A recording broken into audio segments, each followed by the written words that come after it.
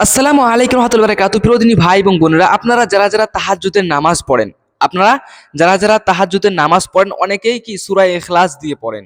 অনেকেই সূরা ইখলাস অর্থাৎ কুল হুয়াল্লাহু আহাদ এই ছোট্ট সূরাটা দিয়ে অনেকেই সূরা ইখলাস তাহাজ্জুদের নামাজ পড়ি আমরা। অনেকেই কেউ ৪ বার পড়ে, কেউ ১০ বার পড়ে, কেউ ৮ বার পড়ে। অনেকের মধ্যে অনেক কনফিউজ যে সূরা ইখলাস দিয়ে যদি আমরা তাহাজ্জুদের নামাজ পড়ি, তাহলে আদৌ এটা কি কেন পড়বো, কিসের জন্য পড়বো, কতবার পড়বো? আমরা অনেকেই জানি না। এবং সূরা ইখলাস তেলাওয়াত করলে ফায়দা কি? এবং সূরা ইখলাস তেলাওয়াত করলে ফায়দা কি? অনেক হাদিসে অনেক হাদিসে সূরা ইখলাসের বিষয়ে বলা হয়েছে। অনেক হাদিসে সূরা ইখলাসের বিষয়ে বলা হয়েছে এবং কয়েকটি হাদিস এরকম বিশেষ হাদিস আছে যেখানে আল্লাহ রাসূল সাল্লাল্লাহু আলাইহি সাল্লাম গিয়ে সূরা ইখলাস পড়ার অনুমতি দিয়েছিলেন। সূরা ইখলাস পড়ার অনুমতি দিয়েছিলেন। তাই প্রিয়দিনী ভাই এবং বোনেরা, আজকে আমরা তাহাজ্জুদের নামাজে সূরা ইখলাস পড়লে কি ফায়দা হয় এবং আমরা কতবার পড়বো, কিভাবে পড়বো, পুরো এ টু জেড এই ভিডিওর মধ্যে থাকতেছে। তাই অবশ্যই ভিডিওটি কাটাকাটি করে না করে, স্কিপ না করে শেষ পর্যন্ত দেখার চেষ্টা করব। শেষ পর্যন্ত দেখার চেষ্টা করব। যদি মাঝপথে আপনারা কিছু কেটে দেন, তাহলে বিশেষ কিছু কথাবার্তা ছেড়ে যায়, পরবর্তীতে কি আপনারা আমাদেরকে এসে দোষারোপ করেন। তো চলুন শুরু করা যাক কথা না বাড়িয়ে। দেখেন, সূরা ইখলাসের ভিতরে সবার প্রথম কোরআন এবং হাদিসে যেটা বলা হয়েছে, সূরা ইখলাস যদি কেউ একবার তেলাওয়াত করে, সূরা ইখলাসটাকে নিয়ে আগে একটু ব্যাখ্যা করি, তারপরে বলতেছি। সূরা ইখলাস যদি কেউ একবার তেলাওয়াত করে, জাস্ট একবার তেলাওয়াত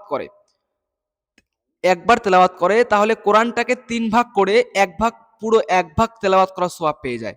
এবং যদি কেউ ৩ বার তেলাওয়াত করে সূরা ইখলাস, তাহলে পুরো কোরআন খতমের সওয়াব পেয়ে যায়। এটা হাদিসের মধ্যে উল্লেখিত আছে। এটা একদম সহিহ হাদিস।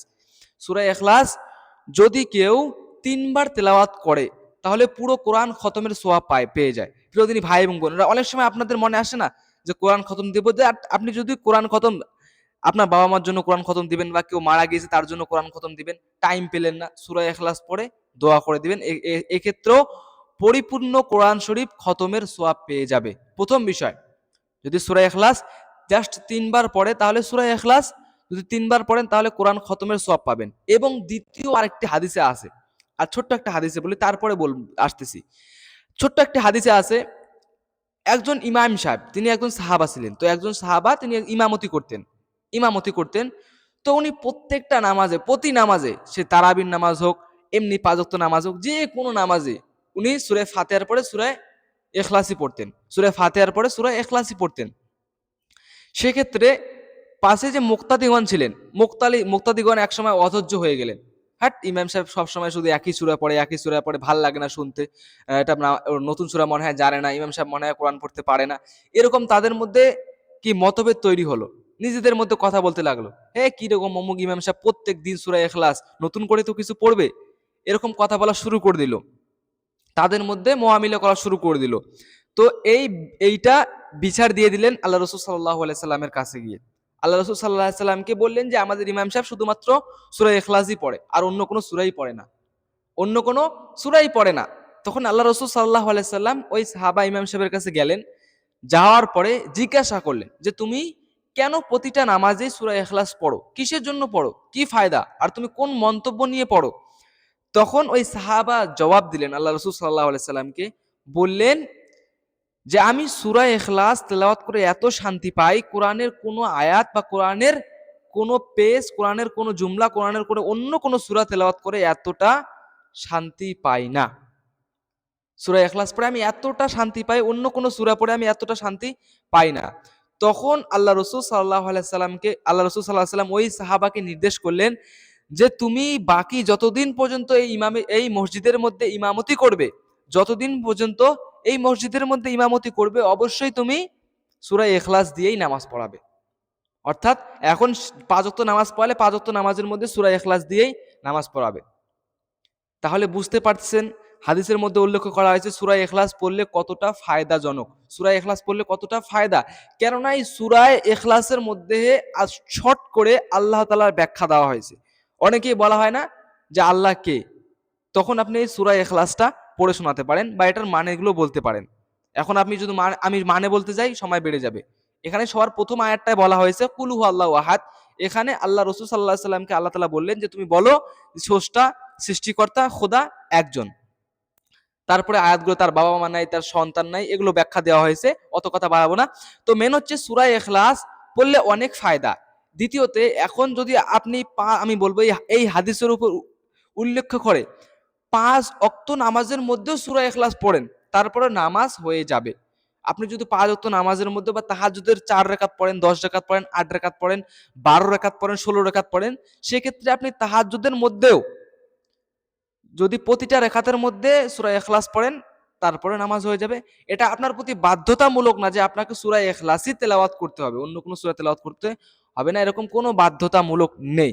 দ্বিতীয়তে আপনাকে কতবার কেউ মনে করি যে এক রাকাতে সূরা ফাতিহা পড়ার পরে 3 বার 4 বার সূরা ইখলাস পড়তে হয় মনে হয়, এরকম কিচ্ছু না, আপনি একবারই পড়তে পারেন। দেখেন ফরজ হুকুম আহকামের মধ্যে যেটা বলা হয়েছে, এক এক ওয়াক্ত নামাজের শর্ত, জাস্ট এক ওয়াক্ত নামাজের মধ্যে শর্ত হচ্ছে কি কোরআনের যে কোনো 3টি আয়াত তেলাওয়াত করা, সেটা যে কোনো নামাজ হোক। সূরা ফাতিহা পড়ার পরে কোরআনের যে কোনো 3টি আয়াত তেলাওয়াত করা, নতবা এরকম একটি আয়াত তেলাওয়াত করা যেটা 3টে আয়াতের মতন হয়। এরকম অনেক বড় বড় আয়াত পাওয়া যায় না, যেগুলো একদম 3 আয়াতের সমাতুল্য, তো সেই রকম একটি আয়াত তেলাওয়াত করলে হয়ে যাবে। মেন হচ্ছে 3টি আয়াত তেলাওয়াত করার চেষ্টা করবেন।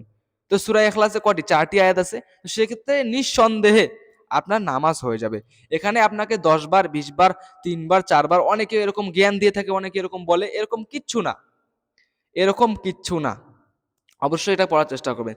দ্বিতীয়তে প্রিয়দিনী ভাই এবং বোনেরা, তাহাজ্জুদের নামাজ খুব গুরুত্বপূর্ণ একটি নামাজ। কেন? এই সময় আল্লাহ তাআলা বলেন যে কোনো বান্দা আছে যে আমার কাছে চাইবে, আমি তাকে দিয়ে দিব।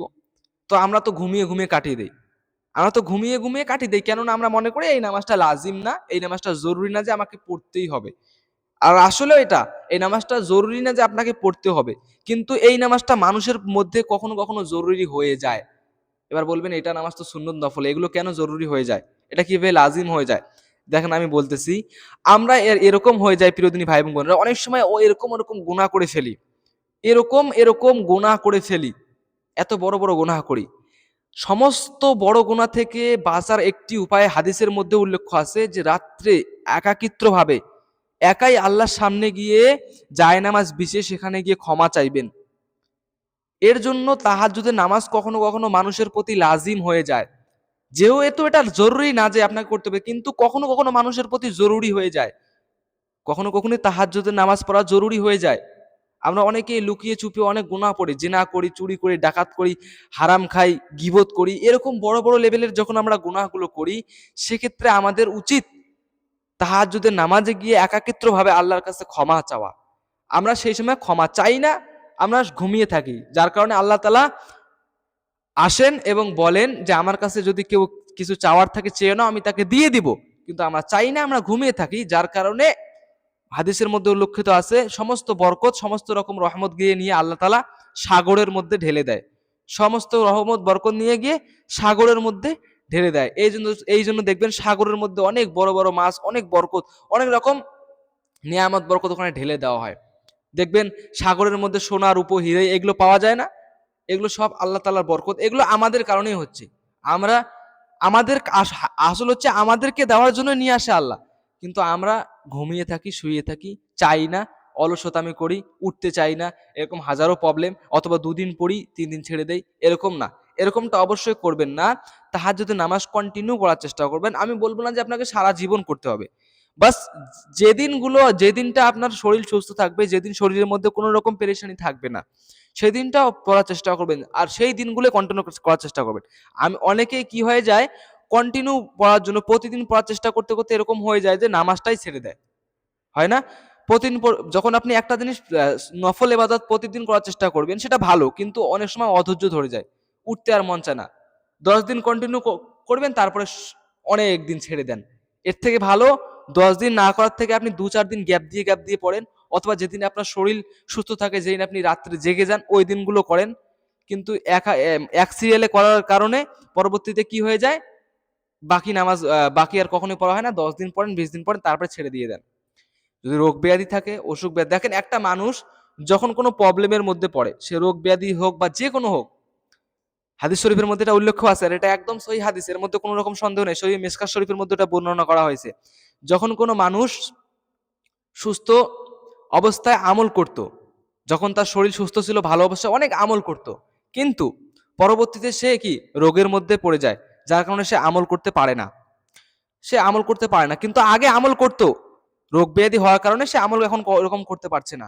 হাদিসের মধ্যে বলা হয়েছে সে রোগ ব্যাধি হোক আর যাই হোক, সে যদি নামাজ পড়তে না পারে কোনো অসুবিধার কারণে, সে আগে যেরকম আমল করতো ওই রকম আমলেরই সওয়াব পাবে। অর্থাৎ আপনি যদি ভালো সুস্থ শরীর থাকা অবস্থায় আমল করেন, যদি রোগ ব্যাধির পরে আমল করতে না পারেন, তারপরে ওই রকম আমলেরই সওয়াব পাবেন। এটা সহিহ হাদিস। অবশ্যই আমরা আমল করার চেষ্টা করবো ইনশাআল্লাহ। আজকে এই পর্যন্ত আর কথা বাড়াবো না। যদি ভিডিওটা দেখার পরে কোনো ফায়দা আপনার আসে, যদি কোনো শিখতে পারেন, যদি আমলের বিষয়ে জানতে পারেন, তাহলে চ্যানেলটিকে সাবস্ক্রাইব করে রাখবেন। আসসালামু আলাইকুম।